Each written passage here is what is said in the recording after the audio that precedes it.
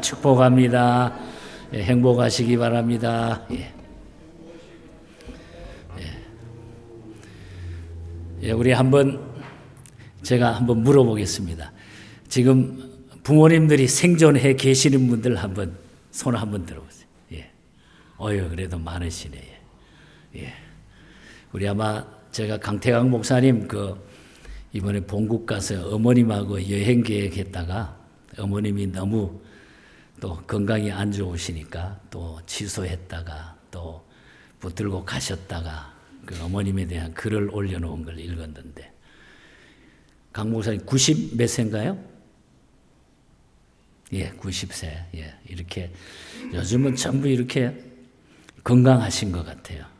그러나 건강해도 언젠가는 또 우리 하나님 부르시면 가야 되니까 여러분들 건강하게 사시다가 눈도 밝고 또 잘 걸으시고 이렇게 하다가 주님 부르실 때에 건강하게 가시기를 바랍니다. 특별히 우리 홍일점인 우리 영인 형제, 하나님 화이팅입니다. 하나님께서 크게 축복하시기를 바랍니다. 우리 독일 역사에 보면은 세계 역사에도 이야기를 하고 있습니다만 독일 역사에 빼놓을 수 없는 인물 한 사람이 있습니다. 그분은 오토빈 비스마르크라고 하는 분인데, 이분은 독일 제국의 초대 수상으로서 19세기 후반에 유럽 최대의 정치가로 꼽혔던 그런 분입니다. 그는 그 의회에서 그런 이야기를 연설을 합니다.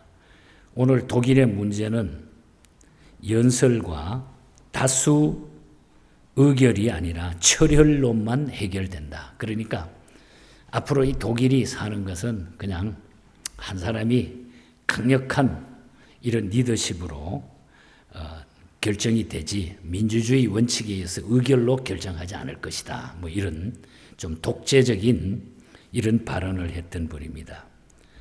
이런 연설을 하고서 제국을 통치해가지고 이분의 별명이 철혈재상이라 이런 별명을 갖기도 했습니다. 그런데 그는 그런 별명에 걸맞지 않게 이런 말을 그분이 인생을 살아가면서 하게 됩니다. 영어에 꼭 하나의 부러운 말이 하나가 있는데 그것은 홈이라, 이 가정이라는 하는 말을 자기는 제일 부러워한다. 그런데 독일어에는 집이라고 하는 단어는 있지만은 영어에서와 같이 가정이라고 하는 말이 없다는 것입니다. 집이라고 하는 단어는 있는데 홈이라고 하는 그런 따뜻한 말이 독일어에는 없답니다. 철혈재상이라고 하는 별명을 가진 사람에게 따뜻하고 포근한 가정이 그렇게 중요하다, 이렇게 생각을 했던 그런 분입니다. 가정이 참으로 중요하다. 집하고 가정은 다르다는 것입니다. 본래 이 집이라고 하는 것은 비와 바람과 햇볕을 막기 위해서 필요한 것이 집이라고 그랬습니다. 그러나 가정이라고 하는 것은 그 이상의 것이라는 거죠. 가정에는 좋은 집이 없을 수도 있다는 겁니다. 부자가 아니어도 좋습니다. 아버지의 힘과 수고며 어머니의 미소와 이 사랑의 목소리, 그리고 어린 아이의 재롱이 있는 곳이 가정이라는 거죠. 집이 없지만은, 좋은 건물이 아니지만은 가정에는 반드시 사람이, 가족 구성원이 있다고 하는 것입니다. 가정은 자녀들의 최초의 학교가 되는 거고, 그래서 최초의 교회가 바로 가정이라는 것입니다. 우리의 가정이 하나의 집일 때 여관이나 하숙집으로 타락하게 될 것입니다. 가정은 결코 집이 아니기 때문에. 영국의 사회학자 가운데 하버트 스펜서라고 하는 분은 가정은 사회 구성의 기본 단위체다. 우리가 학교 다니면서 늘 배웠던 그런 얘기입니다. 가정이 그만큼 중요하다는 거죠. 중국의 속담 가운데 이런 말이 있습니다. 삐뚤어진 둥지 안에 온전한 달걀이 있을 수가 없다. 가정이 바로 서야 된다 하는 의미에서 중국에서도 그런 이야기를 하고 있습니다. 오늘 우리가 어버이 주일날 이 가정의 달에 정말 우리가 행복이 넘치는 가정, 부모와 자식 모든 이 구성원 가정이 진정한 가정의 행복이 과연 어디서 올까? 우리 이 말씀을 잠깐 오늘 살피면서 부모님 주일에 함께 은혜를 나누려고 합니다. 성경의 모든 교훈을 총괄해서 요약한 법이 하나 있는데 그것을 우리는 십계명이라고 말합니다. 근데 십계명은 우리가 크게는 둘로 나누지만은 세 부분으로 나누어 볼 수가 있습니다. 1계명에서 4계명은 하나님을 바르게 섬기라는 것이고 5계명, 6계명, 7계명, 9계명은 사람과 올바른 관계를 맺으라는 것입니다. 그리고 8계명과 10계명은 도적질하거나 탐내지 말라고 하는 것. 하나님 섬기는 4계명, 사람과의 관계 4계명, 물질과의 관계 2계명. 크게 나누면 그렇게 3가지로 우리가 볼 수 있다는 것입니다. 주목할 것은 첫 번째 계명과 5째 계명입니다. 첫 번째 계명은 너 외에 다른 신을 내게 있게 하지 말지니라. 그리고 5째 계명은 내 부모를 공경하라. 하나님을 섬기는 첫째 계명은 하나님 외에 다른 신들을 마음에 두지 말고 섬기지도 말라는 것이고 또 사람과의 관계에서 첫 계명은 부모를 잘 공경하라고 하는 것입니다. 하나님을 사랑하고 섬기는 것을 영적 효라고 본다고 하면은 부모님을 받들고 섬기는 것은 윤리적인 효라고 하는 것입니다.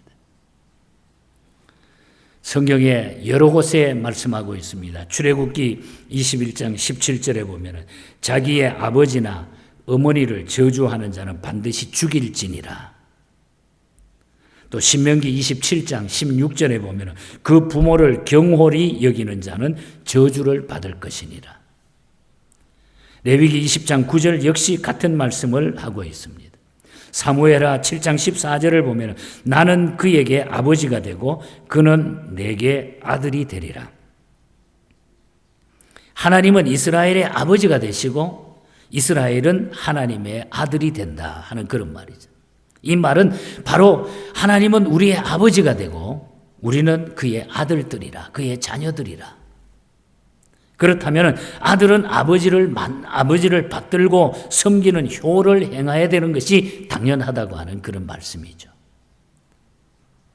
우리 월간 목회라고 하는 우리 본국의 목회자들 중심으로 오랫동안 역사를 가지고 있는 잡지 가운데 월간 목회라고 하는 그 잡지가 있는데 거기에 오성춘 교수님이 쓴 글 가운데 5월호에 보니까 효 실천의 구체적인 방안을 몇 가지를 그분이 이야기를 했더라고요. 먼저 효를 우리가 실천하기 위해서 현실 속에서 우리가 정말 그냥 쉽게 할 수 있는 이걸 실천했으면 좋겠다. 먼저 전화 걸기. 호스피스 병동에서 폐암 말기로 죽음을 기다리는 남자분이 계셨어요. 그 곁을 지키는 가족도 없이 쓸쓸히 죽음을 기다리고 있습니다. 그런데 그의 손에는 휴대전화가 꽉 쥐어 있더라는 거예요. 사법고시를 준비하는 아들에게 전화를 걸고 싶지만은 공부에 방해될까 봐 전화를 걸 수가 없다는 거예요. 전화기를 딱 들고. 그래서 기자가 그분에게 물었습니다. 왜 전화를 쥐고만 있습니까? 그랬더니 혹시라도 아들에게 전화가 올지 모르니까 내가 아들 전화 혹시 오면 받으려고 기다리고 있습니다. 걸지는 못하고. 일간지에 실린 기사 중에 사랑하는 자기 애인에게 전화 4번 걸 때 부모님께 1번이라고 하는 그 기사가 떴더라고요.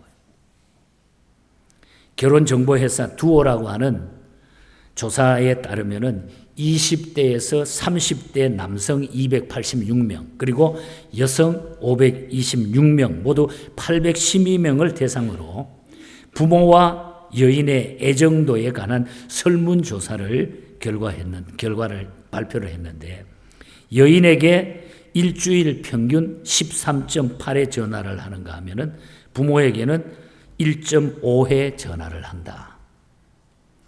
연인과 통화할 때는 평균 21분 통화했지만 부모와의 평균은 2분에서 3분에 불과했다. 뭐 이런 얘기입니다. 여인에게는 그냥 생각이 나서 21%, 보고 싶어서 19%, 재미있는 일이 있어서 13%. 그런데 부모에게는 부탁할 일이 있을 때에 전화를 건다. 그냥 생각이 났을 때 한 10% 정도. 그리고 기가해서 부모님 모시고 있을 때 기가해서 뭔가를 내가 알려주기 위해서 14%. 여러분, 목소리 효도도 큰 효도다. 이 오성춘 교수님이 하는 얘기. 목소리 효도도 정말로 큰 효도가 된다. 여러분, 부모님이 살아계신 분들은 살아계실 때에 전화 한 통 해주는 것도 큰 효도라는 거예요. 저도 그렇게 생각을 해요. 뭐 젊을 때는 모르겠어요. 요즘 뭐 딸들이 가까이 계셔서 요즘은 너무 자주 해서 귀찮을 때도 있지만은 그래도 부모에게, 어머니에게 전화를 해주는 것도 큰 효도라는 거죠. 또 편지 쓰기라고 그랬습니다. 디지털 시대에 글 쓰기인 거는 힘든 일이죠, 사실. 글을 쓴다는 거. 저도 편지를 써가지고 붙여본 게 별로 없어요. 타이핑 하든지 뭐, 누구한테 시키든지 뭐. 글로 효도할 수 있다고 한 것입니다. 쪽지 글 하나, 한 장의 엽서, 한 줄로 쓴 글, 그것이 무지무지하게 큰 효도가 된다는 거예요. 아빠 사랑해요. 어머니 사랑해요. 이 한마디와 한 줄의 글이 큰 효도가 돼요. 저도 아이들 키우다 보니까 아이들이 영어권에 살다가 보니까 한글로 아빠, 파더스데이에 아빠 해가지고 카드를 한 거 제 사무실이나 집에 다 모아가지고 이렇게 올려놨어요. 좋으니까. 전화나 카톡이나 메시지나 편지나 우리가 한마디의 그 글이 어머니, 아버지에게는 큰 효도의 글이 된다. 효도가 된다. 적은 일인 것 같지만. 그리고 좋아하는 것 챙겨드리기. 좋아하는 음식, 뭐 소품, 선물 등을 드리는 것도 효도 방법이 됩니다. 나이가 드셔서 음식도 잘 씹지 못하는데 잇몸으로 음식을 굴러 삼키는 부모님이라면 그 부모님께 드릴 수 있는 그 맞는 음식을 드려야 되는데 통갈비 구워서 드린다면은 아마 아이스크림 빨아먹거나 냄새만 맡아야 될 것입니다. 빨아먹기만 하지. 부모님이 무엇을 좋아하시는지 그걸 한번 챙겨 드리는 것도 큰 효도가 된다. 또 부모님 가슴에 박은 못을 빼드리는 것. 우리 다 있어요, 이것은. 부모님 세상 떠나고도 아직까지 그것이 남아있어서 어떤 데는 눈물로 어머니 이름만 나와도 찬송만 불러도 저도 오늘 아까 어머님의 그 사랑을 찬송 부르는데 울컥 눈물이 나오는 거예요. 말로 행동으로 박은 못들이 우리는 다 있잖아요. 부모는 자식 때문에 상처가 있더라도 그것 때문에 자식에게 이를 거나 복수하려고 생각하지 않아요, 부모님. 그러나 상처의 대못은 남아있잖아요, 우리가. 그걸 우리가 뽑아드려야 된다는 거예요. 그게 효도가 된다. 다시 말하면 관계 회복이라는 거죠. 여기까지 오성춘 교수가 제시한 효도 방법을 제가 쭉 읽어봤는데 거기다가 제 생각을 몇 가지 말씀을 드리려고 합니다. 부모를 부모로 우리가 인정하자는 거예요.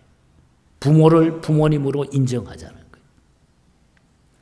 부모란 싫고 좋고 관계가 아닙니다. 다시 말하면 선택 관계가 아니라는 거예요, 부모님은. 돈 많고 훌륭하고 잘나고 위대하면 부모가 될 수 있고 그런 조건을 못 갖추면 부모가 될 수 없는 그런 관계가 아니라는 거예요.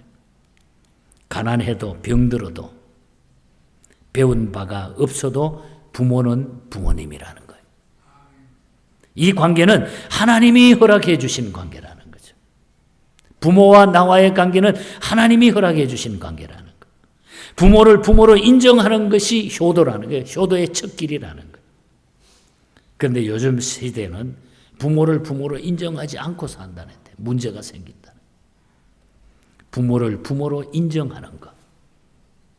그리고 순종하라는 것입니다.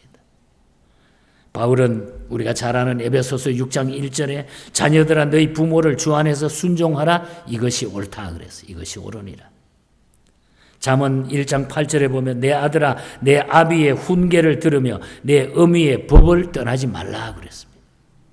또 잠언 30장 17절에 보면은 아비를 조롱하며 어미를 조롱하기를 싫어하는 자의 눈은 골짜기에 까마귀에게 쪼이고 독수리의 새끼에게 먹힌다. 조롱하고 아비를 조롱하고 어미를 조롱하는 사람. 복 대신 저주가 임한다는 거죠. 예수님은 십자가에 달려 돌아가시는 그 자리에서도 어머니를 요한에게 부탁하는 효행을 우리에게 직접 보여주셨습니다. 어머니를 어머니로 인정했기 때문입니다. 나를 직접 낳으신 부모님도 인정해야 합니다만은 우리는 모든 어른도 부모님의 어른으로 우리는 부모님 대신 우리가 인정하며 살아가라는 거예요. 모든 어른들도 부모님처럼 생각하고 인정하면서 우리가 살아가야 된다는 거예요.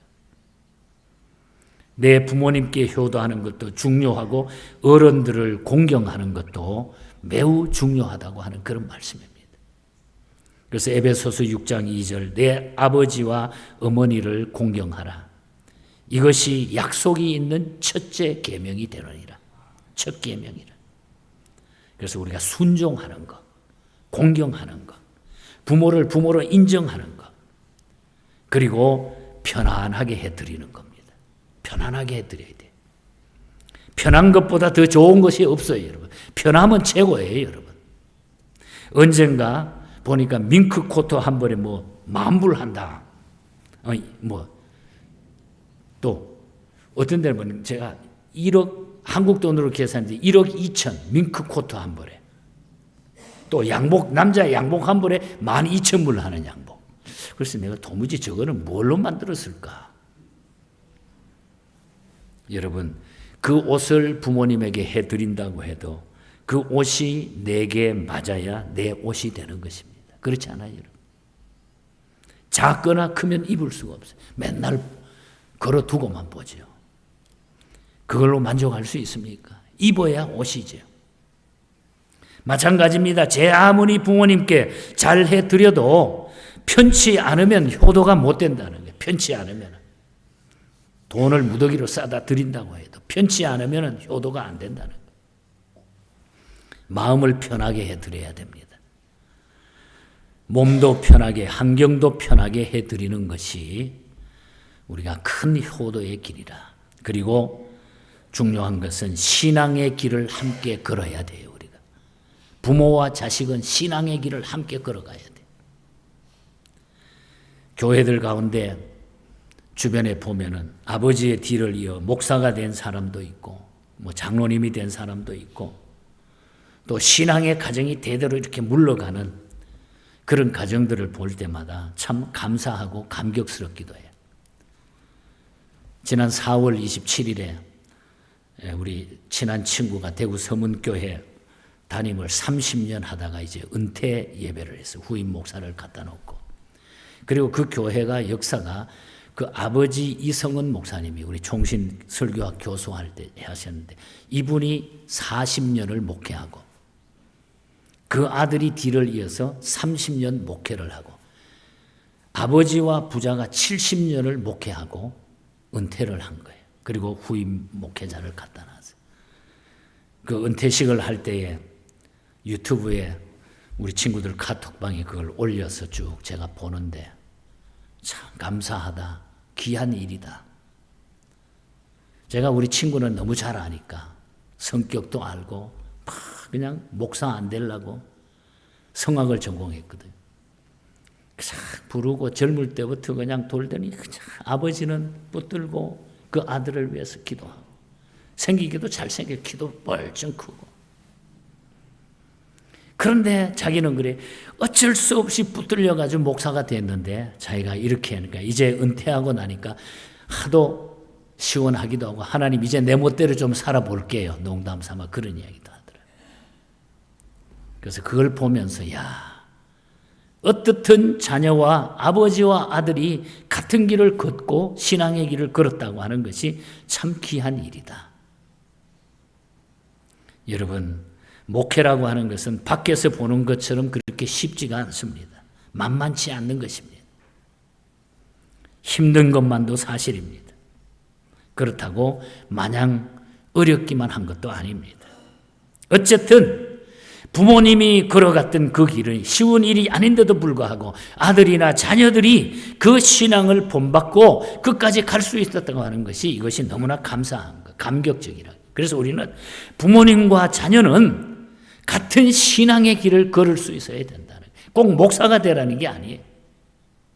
부모가 걷는 길이 신앙의 길이고 옳은 길이라고 하면은 함께 자녀들이 걸어가는 것. 길을 쓰고 교회도 안 나오고 예수를 안 믿고 곁길로 빠져나가는 것은 불효 중에 불효가 된다는 거죠. 따라서 자식된 도리는 안 믿는 부모님을 주께로 인도하는 것이 큰 효도가 된다는 거예요. 가족 구원을 위해서 우리가 그래서 기도해야 된다. 부모는 자식을 위하여, 자식은 부모를 위하여.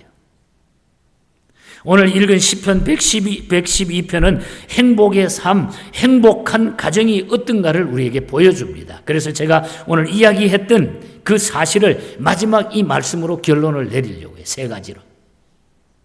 112편. 먼저 하나님을 우리가 경외해야 돼요. 하나님을 경외하지 않고는 할 수가 없는 일인 거예요. 1절에 보면 할렐루야 여호와를 경외하며 그 계명을 크게 즐거워하는 자는 복이 있다 그랬습니다. 하나님을 높이고 섬기고 말씀을 순종하고 그 말씀을 즐거워하는 자가 복이 있다. 당연한 결과이죠, 여러분.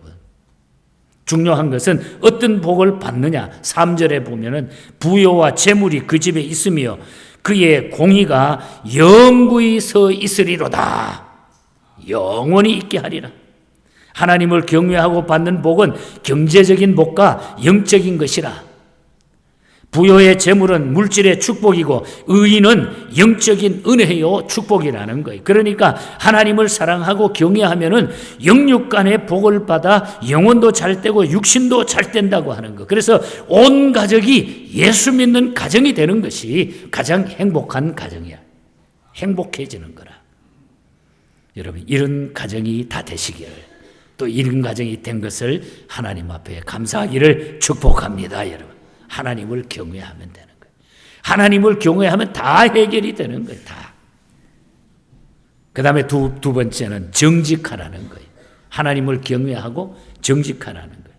4절에 보면은 정직한 자에게는 흑암 중에 빛이 일어나나니 그는 자비롭고 국률이 많으며 의로운 자로다 그랬어요. 국가도 권력도 정부도 기업도 교회도 정직해야 됩니다, 여러분. 정직해야 돼요. 정직이라고 하는 것은 바르게 생각하고 바르게 말하고 바르게 사는 것을 정직이라고 그럽니다, 여러분. 언제나 정직의 기준은 하나님이고 성경이라는 거예요. 하나님이고 성경. 정직의 기준이 세상의 법이나 사람이 되면 늘 우리는 흔들리게 된다는 거죠. 그 기준이 잘못되면 날마다 우리는 흔들릴 수밖에 없어요. 그러나 영원히 변치 않으시고 한결같으신 하나님의 의의 기준, 하나님이 의의 기준이 되시고 정직이 기준이 되시면은 변함도 없고 흔들림도 없게 될 줄 믿습니다. 그래서 특히 가정은 정직해야 돼. 가족원들이 정직해. 부모도 정직하고 부모와 자식 간에도 형제도 정직해야 돼. 하나님을 경외하는 정직한 가정이 되고 그것이 더 행복해지고 정직하게 될 때에 우리는 더 위로가 되고 힘과 능력을 거기서 발휘할 수 있다는 거예요. 하나님을 경외하고 정직한 가정이 되시기를 축복합니다. 끝으로 베풀어야 된다는 거예요. 베풀어야 된다. 결론의 마지막 베풀어야 된다.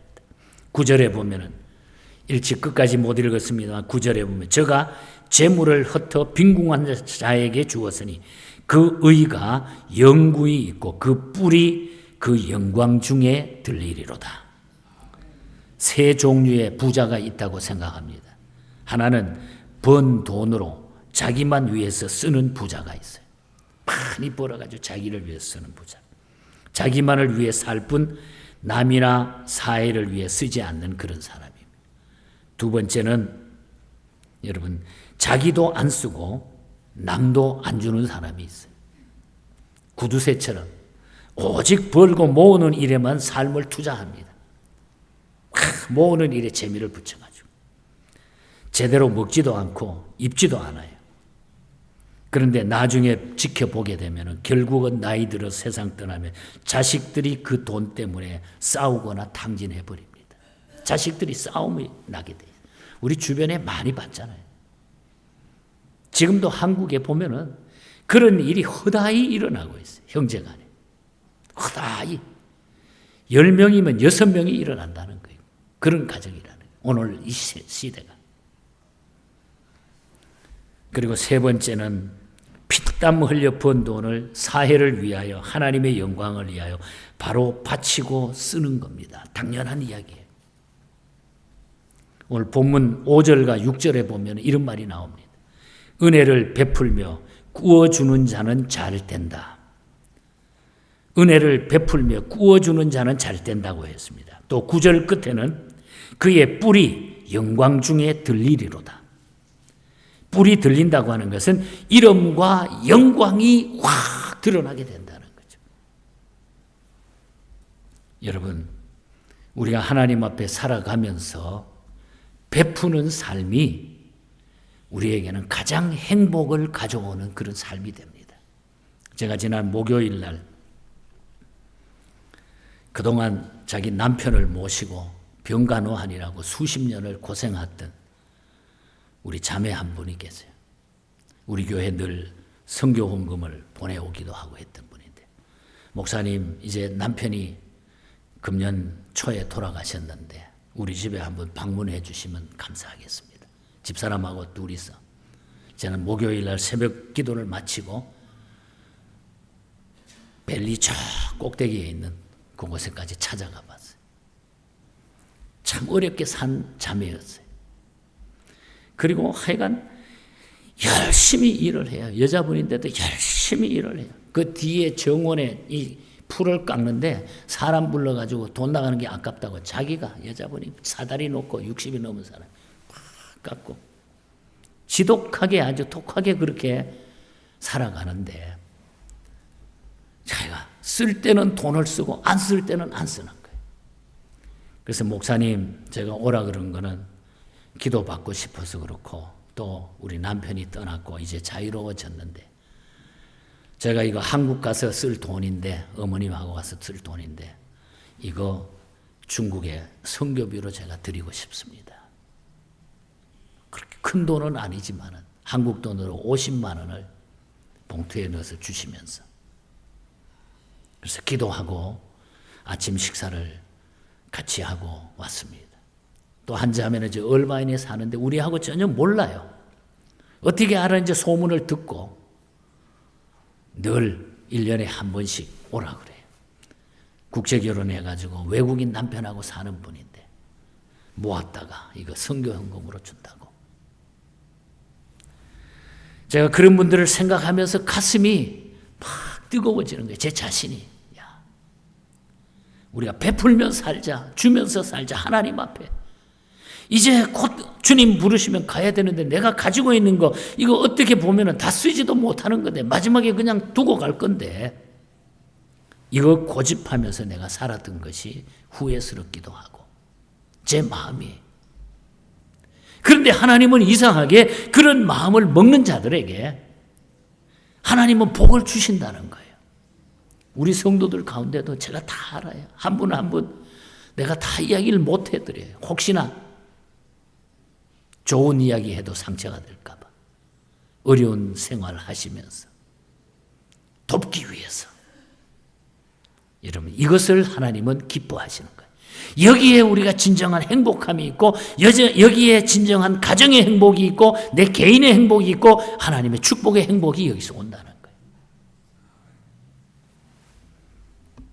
행복한 가정, 행복한 부부, 행복한 자녀, 형제가 되는 비결은, 행복한 교회, 행복한 나라가 되는 비결은 바로 예수 그리스도를 주인으로 모시는 것, 그리고 내 인생과 가정과 교회와 나라의 주인으로 그 주님을 모시는 것, 그리고 그 주님 앞에 순종하면서 감사하면서 베풀며 사는 것이 최고의 행복이라는 것입니다.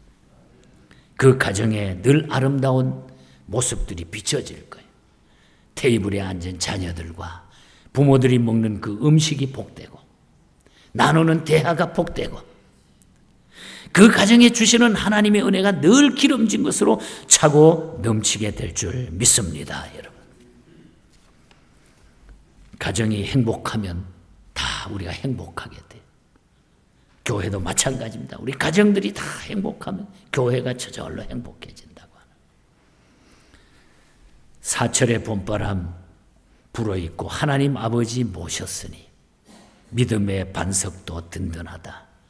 우리 집 즐거운 동산이라. 구도의 시가 작곡한 찬송곡입니다. 전영택 시인이 만든 시입니다.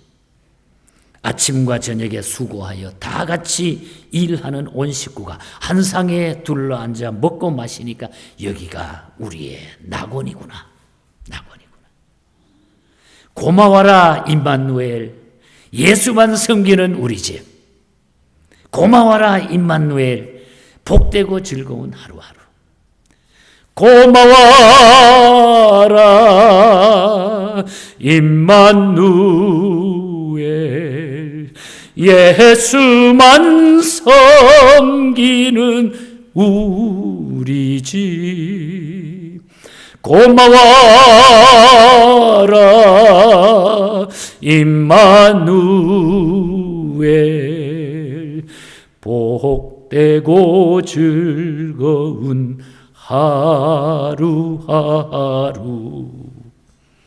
예수님 모시고 순종하면서 그 뜻을 따르는 이런 행복한 가정, 행복한 부모님, 행복한 자녀들 모두 다 되시기를 축복합니다, 여러분. 우리 마음에, 우리의 삶 속에 이 중심을 가지고 살아가면은요, 다 잘 되게 되어 있습니다. 이 축복이 함께 하시기를 주님 이름으로 간절히 바랍니다. 하나님